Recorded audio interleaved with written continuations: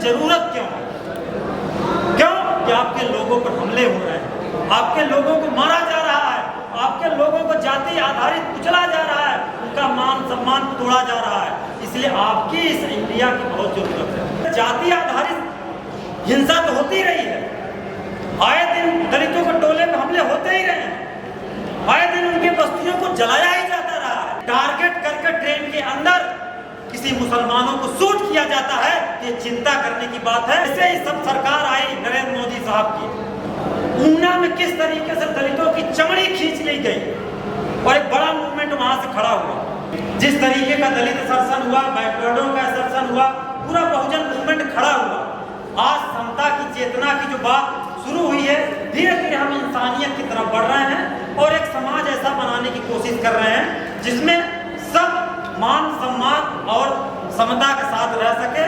और उसकी कड़ी बहुत पुरानी है, लेकिन उसमें एक चीज नया जुड़ गया पिछले एक दशक में। जिस तरीके से जाति आधारित हिंसा तो होती रही है, आए दिन दलितों के टोले में हमले होते ही रहे हैं, आए दिन उनकी बस्तियों को जलाया ही जाता रहा है। लेकिन जब इस देश में टारगेट करके ट्रेन के अंदर किसी मुसलमानों को शूट किया जाता है, ये चिंता करने की बात है। और इस कैंपेन की सार्थकता यही है कि कैसे कोई व्यक्ति इतना नफरती हो सकता है, इतना जहरीला हो सकता है कि चलते हुए ट्रेन में सवारियों को उसका मजाक, उसकी पहचान देख करके गोली से मारे। और इतना ही नहीं, आज के डेट में ट्रेन से चलना, मार्केट में चलना, कब किसकी आइडेंटिटी को टारगेट करके उसकी हिंसा हो जाए या कोई कह नहीं सकता।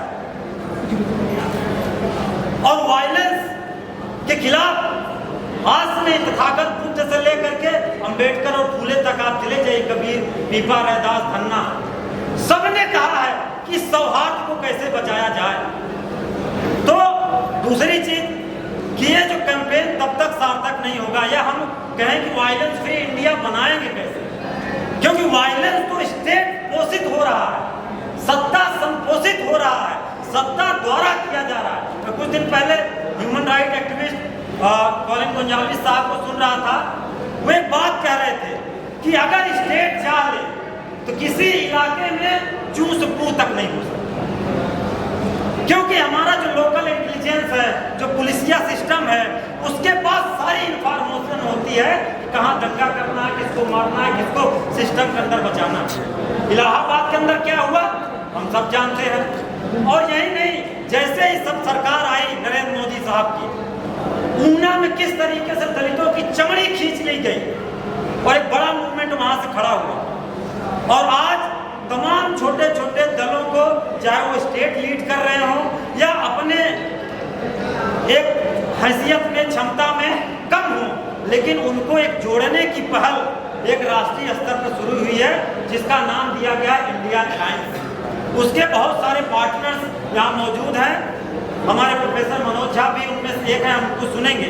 लेकिन मैं उनसे जरिए या आप सबके जरिए इस कैंपेन के पीछे जो ये है कि कोई भी इंडिया या कोई भी आइडिया ऑफ इंडिया बिना दलित के पूरा नहीं हो सकता। बिना दलित को शामिल करके, बिना इतनी बड़ी आबादी को शामिल करके जो सबसे ज्यादा मजलूम है, आए दिन कास्ट बेस्ड वायलेंस को झेल रही है, उसको शामिल किए बिना कोई भी ग्रैंड इंडिया या इंडिया अलायंस सक्सेस नहीं हो सकता।